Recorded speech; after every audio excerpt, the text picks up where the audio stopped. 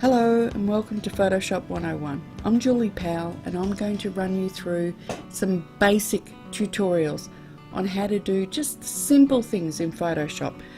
We'll get on to more complicated things as we move through, but I'm just going to start with the simple basics. So if you've done some of these tutorials and they talk about layer masks and clipping adjustments and frequency separation and lasso tools and all sorts of things that make you just run cold with fear, don't panic. We're going to start off really simple in bite-sized chunks, and we're just going to work through a few simple things to get you started in Photoshop.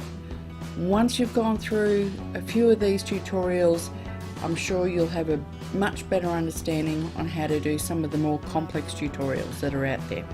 So let's get started.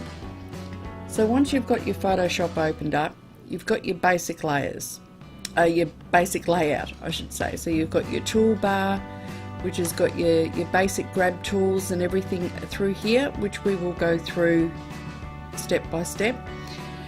You've also got your layers panel, which is over here, which we will also go through in more detail. You've also got an options bar, which is this one across the top. So every time you do something in your toolbar, it will give you something different in your options bar. And then of course we have your adjustment window, which is here as well.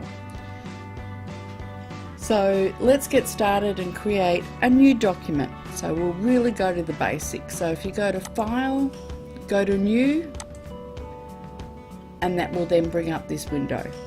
Now you can title it here if you want to, so you can come through and you can call it whatever you want.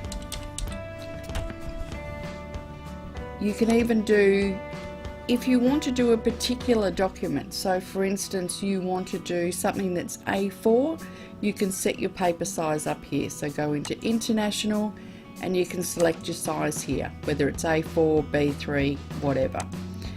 That will put in the standard measurements for an A4 piece of paper. It will also put in your resolution. So if you're not wanting to have something as high a resolution, you can drop that down to say 150. Then it comes to your color mode. You're probably in most cases better off leaving it as RGB color. If you put it to grayscale, everything will be just black and white. You can change it to CMYK, or what they term 4-color printing. If you're doing something that's going to be printed digitally from large printers, you can use it that way. Lab color I'd stay away from, and bitmap you don't really need. We're just going to stick with just a standard RGB color for the moment. Now with your bits, you can leave it at 8-bit. You can modify it to 16-bit if you wish. A lot of people are now working on 32-bit, keeping in mind that most cameras are between 8 and 12-bit in the quality of their images.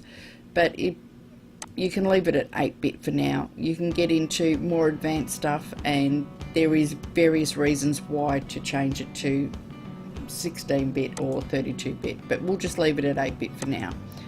And then you've got your background, so you can have it as a white. You can pick a standard background color.